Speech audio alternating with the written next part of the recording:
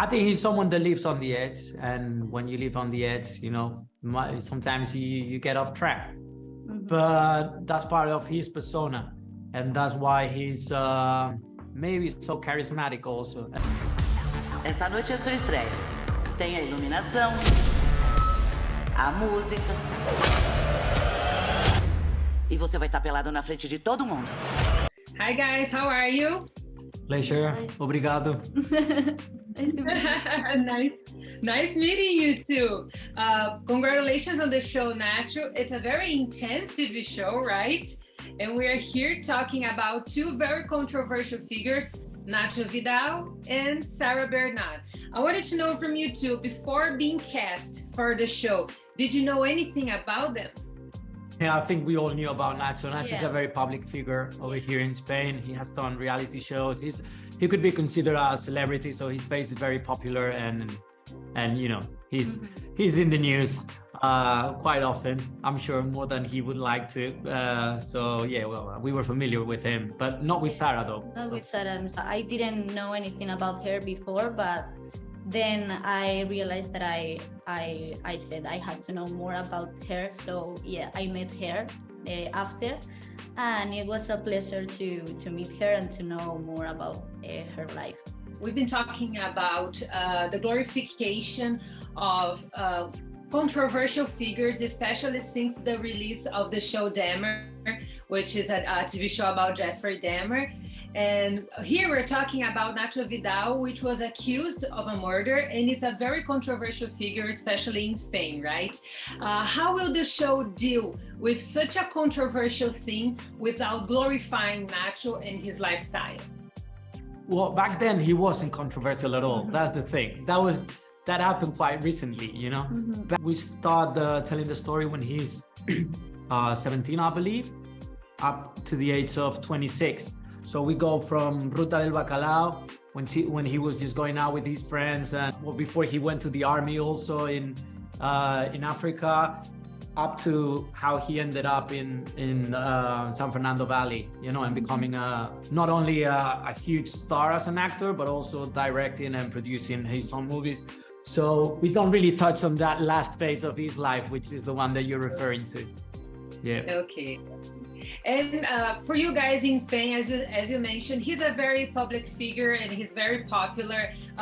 We in Brazil have read about him, and I wanted to know what is the relation of your people with him? How does it work there in Spain? How people see Nacho Vidal as a public figure?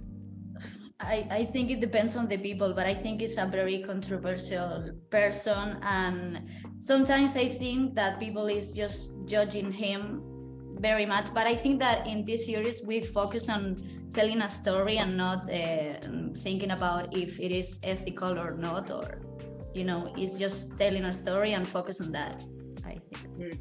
I think he's someone that lives on the edge, and when you live on the edge, sometimes you get off track.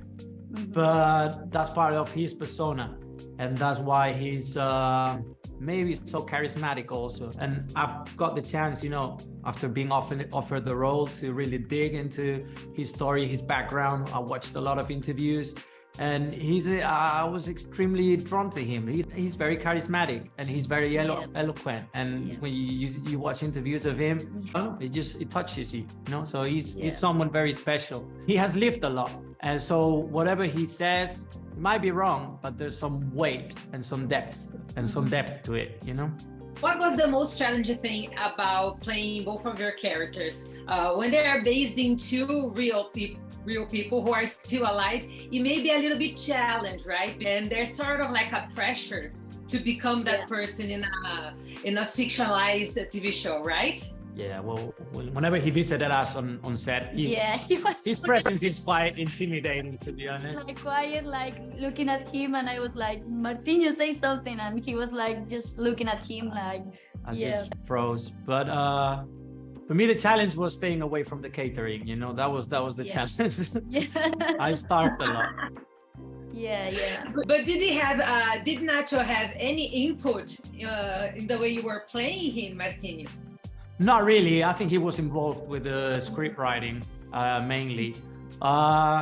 He gave me his number, so I had there was this opportunity for me to get in touch with him whenever I wanted to. I didn't rely on him much, to be honest.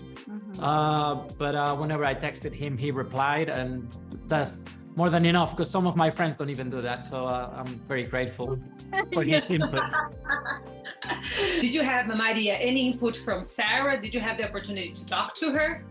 Yeah, I needed to talk to her just to know more about her life and to understand more what the decisions that she made. And yeah, I had the opportunity to talk to her, and she was so nice to me. And she was like, Maria, you can ask whatever you want, and just let me know what you want and what you want to know about my life. And he was so nice. He was so nice to me.